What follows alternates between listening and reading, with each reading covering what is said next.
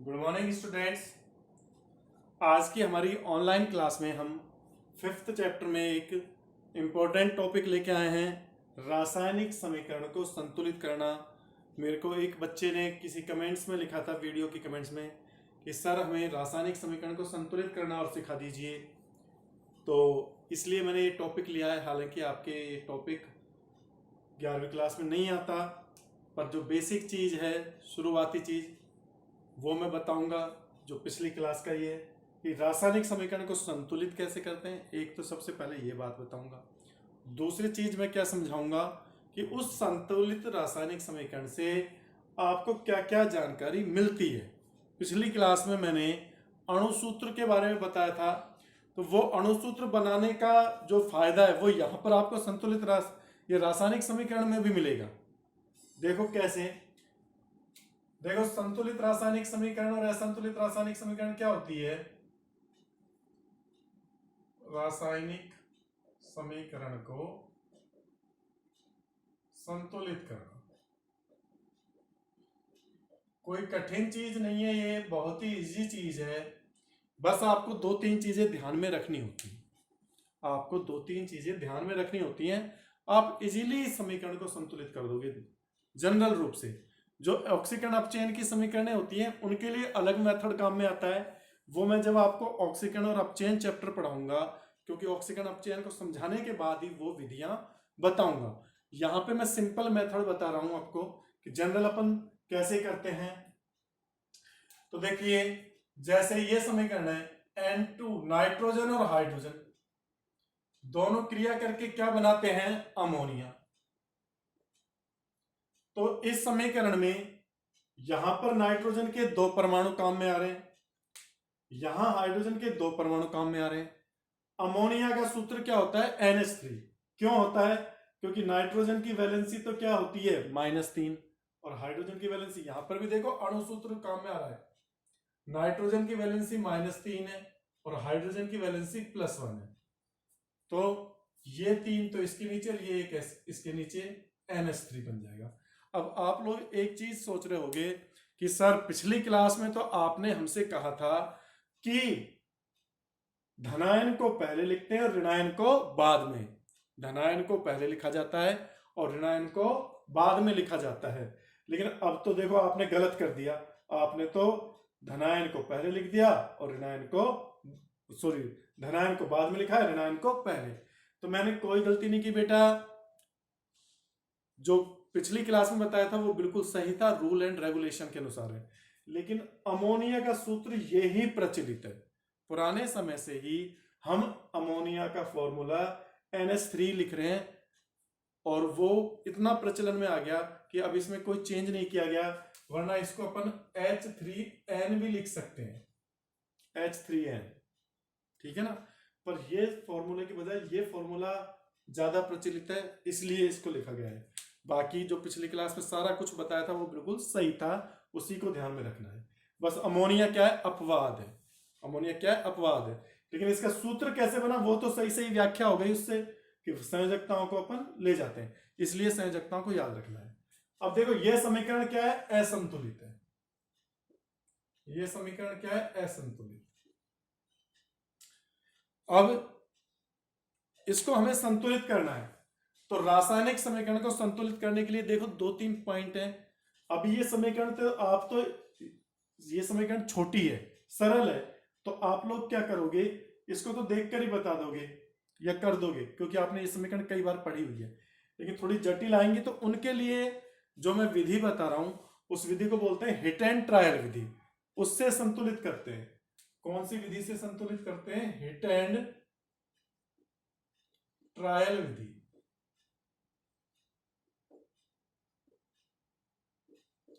Hit and trial विधि में क्या किया जाता है, एक एक स्टेप को ध्यान से सुनना।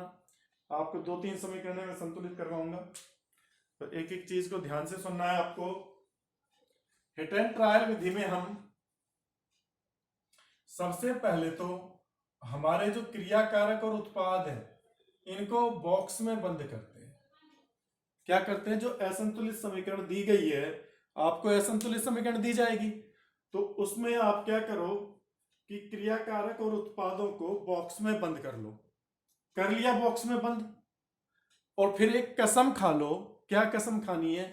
जो भी चीज आपकी प्यारी हो उसकी कसम खा लेना कि अब इस बॉक्स के अंदर हम कोई परिवर्तन नहीं करेंगे। मतलब कि यहां पर H2 है, यहां 3 है, तो लो मैं यहां 3 लिख दूं। ये चीज मत करना भूल के भी। या यहां पे नाइट्रोजन 1 है तो हटा दो और यहां N लिख दो 1। ये गलती नहीं करोगे आप लोग। यही गलतियां करते हो कि सूत्र को ही बदल देते हो। सूत्र नहीं बदला जाता। हाइड्रोजन गैस का अणु सूत्र H2 है तो H2 ही रहेगा, उसे आप H3 थोड़ी कर सकते हो अपनी मर्जी से। या नाइट्रोजन गैस का सूत्र N2 है तो उसको N थोड़ी लिख दोगे आप। तो जो भी परिवर्तन करना है ना संख्यात्मक, वो सामने लिखना पड़ेगा। इन बॉक्स के अंदर आप कुछ नहीं लिखोगे, बॉक्स के बाहर लिखोगे। आगे आगे पहली चीज समझ में, असंतुलित समीकरण में उपस्थित क्रियाकारक और उत्पाद के अणुओं को बॉक्स में बंद कर देते हैं। उन बॉक्सों के अंदर हम कोई परिवर्तन नहीं करेंगे, बिल्कुल कसम खा लो ये। ठीक है भाई। दूसरा काम क्या करोगे आप कि इन तत्वों की जो जो तत्व उपस्थित है क्रियाकारक में कितने हैं और उत्पाद में कितने हैं, इनकी टेबल बनाओ। भाई नाइट्रोजन है यहां हाइड्रोजन है। देखो ये तो अभी कर रहे हो, बाद में तो आप सीधा ही कर दोगे। कुल मिला के करना क्या पड़ता है, दोनों तरफ परमाणुओं की संख्या बराबर करनी पड़ती है, पर सूत्र चेंज नहीं करना। तो आगे से गुणा कर करके देखो और बराबर करो। और ये मेथड है पूरा। नाइट्रोजन हाइड्रोजन लिख दिया। नाइट्रोजन के कितने परमाणु क्रियाकारक में 2, उत्पाद में कितना है 1। हाइड्रोजन के कितने हैं 2, उत्पाद में कितना है 3। अब देखो जो तत्व ज्यादा संख्या में उपस्थित है सबसे पहले उसी को बराबर करो। तो यहां पर देखो हाइड्रोजन यहां 2 है यहां 3 है। अपन इन दोनों को बराबर कैसे कर सकते हैं? तो कोई ऐसा गुणांक ढूंढो जिससे ये दोनों बराबर हो जाएं। भाई इसको तो मैं 3 से गुणा कर दूं और इसको मैं 2 से गुणा कर दूं तो 6 6 आ जाएगा। 6 6 हो जाएगा ना। तो मैंने यही काम करूंगा। पर बेटा ये काम क्या करना है, अब ऐसा नहीं कि 2 इंटू 3 तो यहां तुम मैं 6 करोगे, H6 नहीं करना। इस 3 को कहां लिखना है, इस गुणांक को यहां आगे, और इस 2 को कहां लिखोगे आगे। अब देखो ये करने के बाद समीकरण को देखो। हाइड्रोजन 6, हाइड्रोजन 6, 3 दूनी 6। लेकिन यहां पर नाइट्रोजन भी 2 से गुणा हो गई तो ये भी 2 हो गई, तो नाइट्रोजन भी बराबर आ गई ना अपने आप। अब देख लो प्रत्येक तत्व बराबर है परमाणु, इधर 2 इधर 2 इधर 6 इधर 6।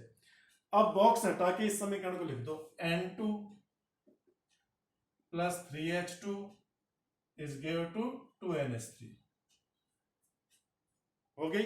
ये आपकी संतुलित रासायनिक समीकरण है। संतुलित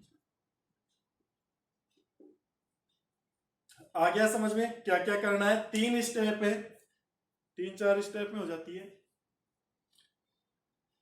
क्रियाकारक व उत्पाद को बॉक्स में बंद कर दो। बॉक्सों के अंदर कुछ नहीं लिखना, बॉक्स के अंदर हमें कुछ नहीं लिखना। जो लिखना है बॉक्स के बाहर पहले लिखना है संख्याओं को संतुलित करने के लिए।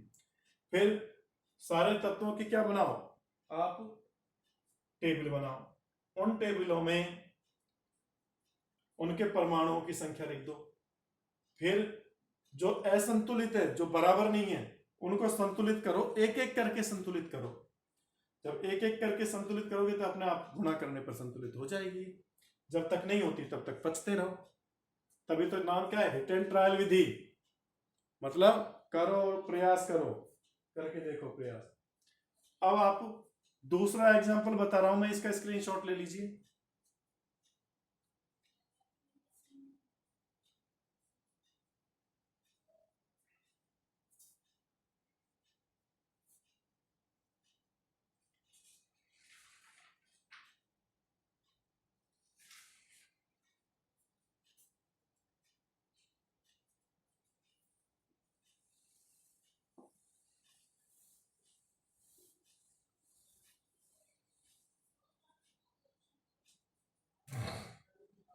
जैसे यह विक्रिया है पोटेशियम क्लोरेट, इसको अपन गर्म करते हैं पोटेशियम क्लोरेट को। इसका नाम क्या है, पोटेशियम क्लोरेट। इसको गर्म करते हैं तो पोटेशियम क्लोराइड और ऑक्सीजन गैस मिलती है। अब इसको संतुलित करना है तो यहां पर देखो पोटेशियम एक है, पोटेशियम एक है, क्लोरीन एक है, क्लोरीन एक है, लेकिन ऑक्सीजन यहाँ 3 है, यहाँ 2 है। कैसे संतुलित कर सकते हैं अपन? वही मेथड, इनको बॉक्स में बंद कर दो। सबसे पहला काम तो ये कर दिया करो कि जो आपकी असंतुलित समीकरण है उस असंतुलित समीकरण में क्रिया कारक और उत्पाद दोनों को बॉक्स में बंद कर दो, जिससे कि अपन इन सूत्रों को ना बदलें। अपन यही गलती करते हैं, जिन बच्चों को आज तक संतुलित समीकरण करना नहीं आया उन्होंने यही गलती की होगी कि वो इधर 3 ऑक्सीजन है तो यहां इस 2 को हटा के O3 कर देते होंगे, और वही गलती है। कभी भी सूत्र नहीं बदलना। ऑक्सीजन गैस का सूत्र O2 होता है तो तुम 3 कैसे कर सकते हो? नहीं कर सकते। अब इसको संतुलित करने के लिए देखो, तत्व क्रिया कारक में कितने हैं रिएक्टेंट में, और उत्पाद में कितने हैं? KCl और ऑक्सीजन, एक इधर भी एक, ये एक, ये एक। देखो ये तो बराबर थे, ऑक्सीजन का चक्कर पड़ा, यहां 3 यहां 2।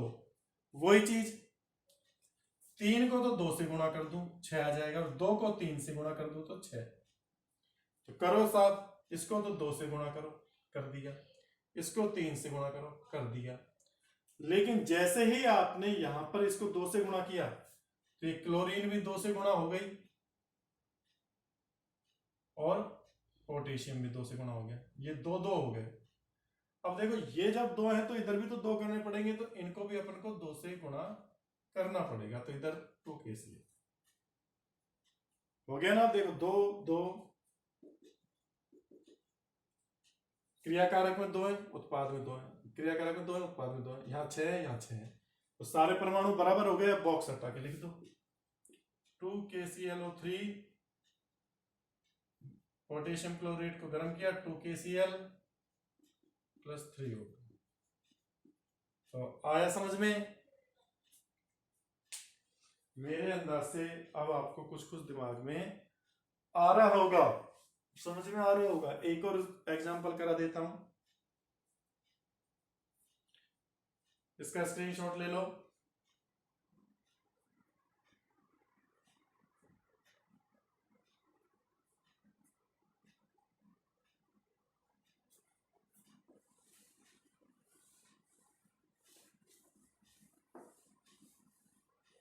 हाँ भाई, अब देखो जैसे H2S है, हाइड्रोजन सल्फाइड,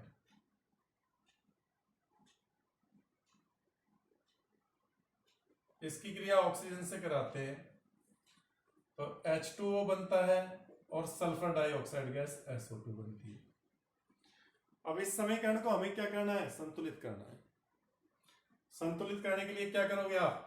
सबसे पहले इनको बॉक्स में बंद करो। ये काम तो सबसे पहले कर लिया करो कि जिससे कि गलती ना हो।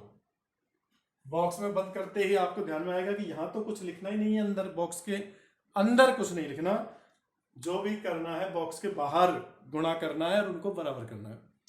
अब इन तत्वों की वो लिख लो आप, तत्व कौन कौन से? हाइड्रोजन, सल्फर और ऑक्सीजन। क्रिया कारक में कितने हैं? टेबल बना लो, और उत्पाद में कितने हैं? क्रिया कारक में देखो हाइड्रोजन 2 है, और इधर कितना है? यहां भी 2 है। सल्फर यहां 1 है, इधर भी 1 है, ये तो बराबर ही है। ऑक्सीजन का देखो, यहां तो आपके हो गई 2, और यहां देखो 1 इसमें है और 2 इसमें है, तो 1 + 2 ये हो गई। अब इनको बराबर करना है अपन को। सबसे पहले अपन ट्राई किस पर करते हैं? ऑक्सीजन पे, क्योंकि ये तो बराबर है। जो असंतुलित है उसको संतुलित करने की कोशिश करो।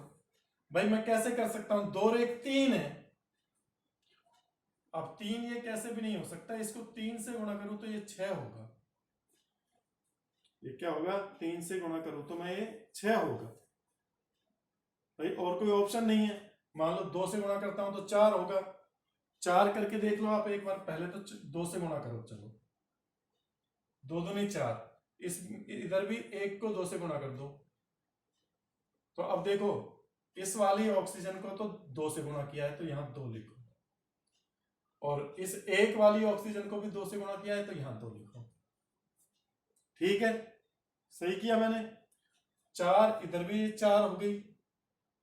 अब आगे देखो, यहां पर हाइड्रोजन भी तो 2 से गुणा हो गई। इधर हाइड्रोजन के देखो 4 परमाणु हो गए। अब इधर 4 हो गए तो इधर भी मुझे 4 करने पड़ेंगे ना। तो इसको भी 2 से गुणा किया।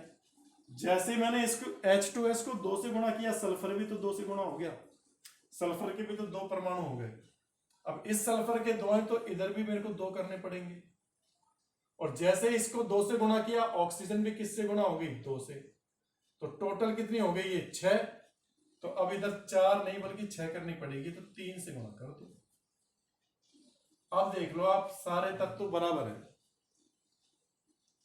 समझो, ऑक्सीजन को मैंने 2 से गुणा करके देखा था, इसको भी 2 से गुणा किया तो ये भी 4 हो गए, ये भी 4। पर मैंने इसको जब 2 से गुणा किया तो हाइड्रोजन 4 हो गया। अब इधर हाइड्रोजन 4 है तो मुझे इधर भी 4 करने के लिए इससे 2 से गुणा करना पड़ा। 2 को 2 से गुणा किया, पर सल्फर भी 2 से गुणा हो गया। अब इस सल्फर को यहां बराबर करने के लिए इधर 2 से गुणा किया। मतलब हर तत्व को बराबर कर करके देखो आप। अब इधर बराबर किया तो यहां पर ऑक्सीजन टोटल 2 इधर है और 2 4 इधर है, तो 6 हो गई। 6 करने के लिए इधर 3 से गुणा करना पड़ा, इधर 3। अब इसको बॉक्स हटा के लिख दो, 2H2S plus 3O2 is given to 2H2O plus 2SO2। ये आ गया। ठीक है भाई, तो ये आपका हो गया संतुलित रासायनिक समीकरण को संतुलित करना। इसका स्क्रीनशॉट लीजिए, फिर इसका महत्व बताऊंगा कि संतुलित रासायनिक समीकरण से हमें क्या क्या पता चलता है।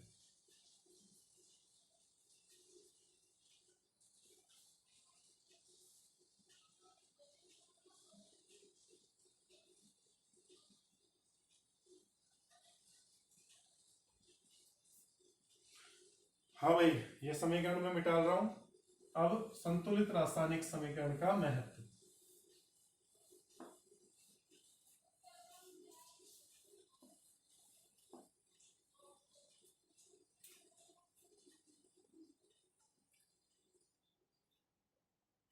संतुलित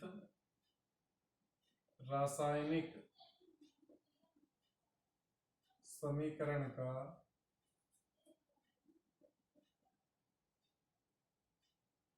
महत्व।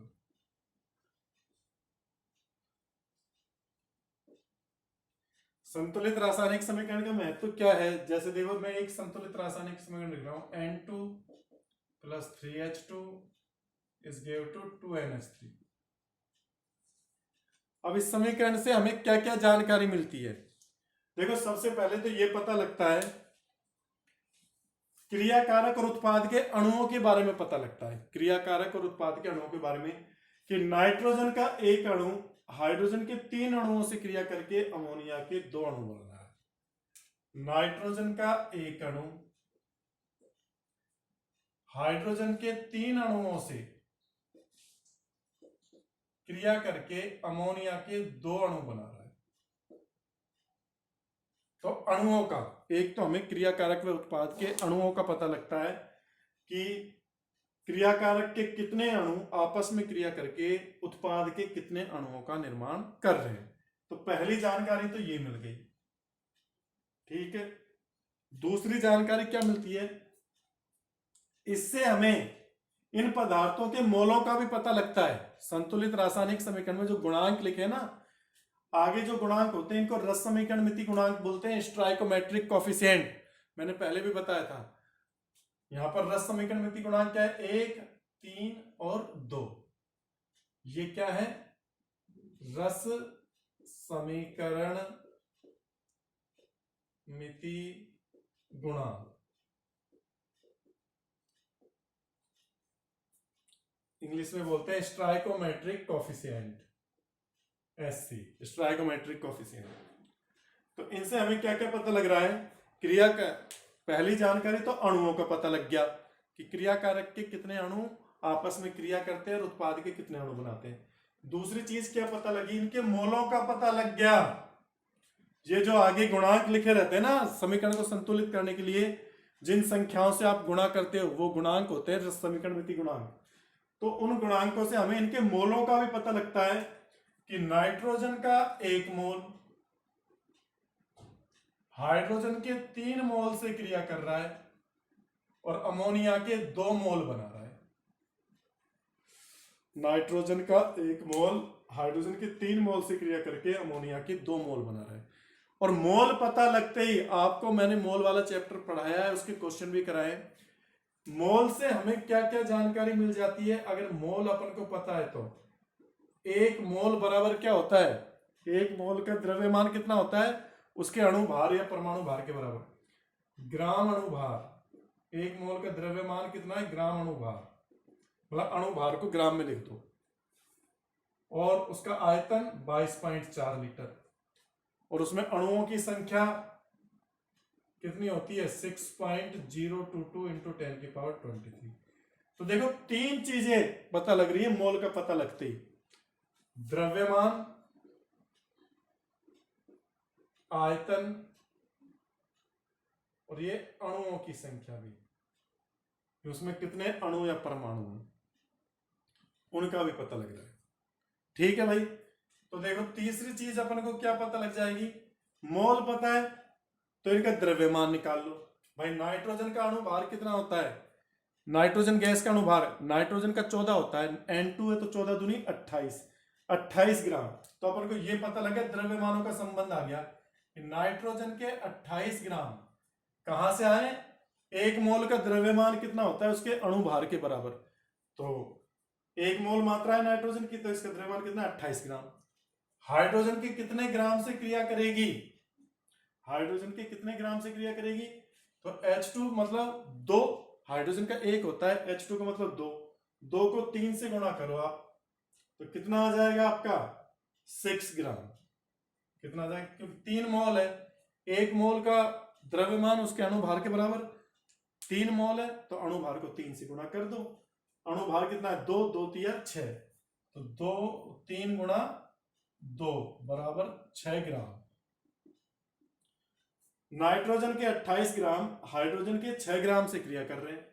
और अमोनिया के कितने बना रहे हैं? तो देखो 2 मोल मात्रा है और NH3 का कितना होता है अणु भार? नाइट्रोजन का 14 और इसका 3, 17, 17 दूनी 34 ग्राम। तो देखो द्रव्यमानों का संबंध आ गया। आपको कितनी चीजें पता लग गई कि इसका 28 ग्राम इसके 6 ग्राम से क्रिया करके इसके 34 ग्राम बनाता है। तो एक संबंध पता लग गया तुमसे। अब देखो यहां पर क्या होगा, तुमसे कोई क्वेश्चन पूछे, बताओ मुझे 100 ग्राम अमोनिया चाहिए तो इनकी कितनी मात्रा लेनी है? तो इधर से निकाल सकते हो ना रिलेशन। भाई 34 ग्राम के लिए 28 ग्राम चाहिए, 1 के लिए 34/28, तो 100 के लिए 34/28 इंटू 100। ऐसे इसका निकाल लोगे। 34 ग्राम के लिए हाइड्रोजन कितनी चाहिए? 6, तो 100 के लिए कितनी चाहिए? निकाल दोगे। तो ऐसे ही तो क्वेश्चन बनेंगे आपके। चौथी चीज किसका पता लगता है? आयतन का। चौथा किसका पता लगता है? आयतन का। आयतन का कैसे पता लगता है? कि 1 मोल का जो आयतन होता है गैस का वो 22.4 लीटर। तो यहां पर 1 मोल मात्रा है, 1 मोल का मतलब नाइट्रोजन के 22.4 लीटर, हाइड्रोजन के कितने से? 3 मोल का कितना होगा? 3 इंटू 22.4, कितना आ जाएगा? 4 तिया 12, 7, 67.2 लीटर से क्रिया कर रहा है। नाइट्रोजन के 22.4 लीटर, हाइड्रोजन के 67.2 लीटर से क्रिया कर रहे हैं। और इसके कितने लीटर बना रहे हैं? तो 2 मोल मात्रा 2 इंटू 22.4 कर दो, क्योंकि एंटीप्रोपेयर सभी गैसों के जो समान आयतनों में अणुओं की संख्या क्या होती है? समान होती है। तो 2 है तो इसको इससे गुणा कर दो, 4 दूनी 8, 2 दूनी 4 और 2 दूनी 4, 44.8 लीटर। तो देखो आयतनों का संबंध भी आ गया। अगर वो आयतन पूछता है तो आप आयतन भी निकाल सकते हो इनसे, स्टोइकोमेट्रिक कोफिशिएंट से। ये मोल बता देते हैं, मोल को आयतन में बदल दो, तो आयतनों का संबंध भी आ गया। तो देखो एक संतुलित समीकरण थी, अणुओं का भी पता लग गया। पांचवा, 1 मोल में कितने अणु होंगे नाइट्रोजन के? 6.022 इंटू 10 की पावर 23। तो इस संख्या को अपन क्या बोलते हैं बेटा, अवोगाद्रो संख्या Na। तो मैं यहां शॉर्ट में Na से लिख रहा हूं। तो इसके Na अणु, Na का मतलब कितनी संख्या है, 6.022 इंटू 10⁻23। इसके 3 Na अणुओं से क्रिया कर रहे हैं और इसके 2 Na अणु बना रहे हैं। Na की वैल्यू रख लोगे तो तुम्हें अणुओं का भी पता लग जाएगा इधर भी। तो देखो कितनी नॉलेज मिल गई, अणुओं का पता, एक जनरल चीज पता लग गई, इतने अणु से क्रिया करके इतने अणु बनाएंगे। मोलों का पता लग गया, 1 मोल 3 मोल से क्रिया करके 2 मोल बनाएंगे। द्रव्यमान संबंध आ गया। तो देखो ये 3 चीज, मोलों का संबंध पता लग गया, मोलों का संबंध, द्रव्यमानों का संबंध पता लग गया, द्रव्यमान संबंध, और आयतनों का संबंध भी पता लग गया, आयतन संबंध। और क्या चीज चाहिए तुम्हें, इन्हीं पर क्वेश्चन बनते हैं, इन 3 चीजों पर, मोल, द्रव्यमान और आयतन पर क्वेश्चन बनते हैं। आयतन संबंध, द्रव्यमान संबंध और मोलों का संबंध। इसी को उल्टा सीधा कर देते हैं कि इसके 28 ग्राम से इसका कितना आयतन मिलेगा, या इसके इतना आयतन क्रिया करता है तो इसके कितने ग्राम मिलेंगे, इन्हीं को घुमा देते हैं, क्वेश्चन बन जाते हैं 1000 तरह के। तो ये आपका क्या हो गया, संतुलित रासायनिक समीकरण का महत्व हो गया, संतुलित रासायनिक समीकरण। इसके ऊपर आधारित न्यूमेरिकल कराऊंगा मैं बहुत सारे, आप इसको अच्छे से नोट कर लेना। अभी इसके न्यूमेरिकल कराऊंगा मैं, तब आपको समझ में आएगा। इस पर अच्छे अच्छे न्यूमेरिकल बनते हैं, ठीक है ना, नोट कर लीजिए इसको। अगली क्लास में हम इसके न्यूमेरिकल करेंगे।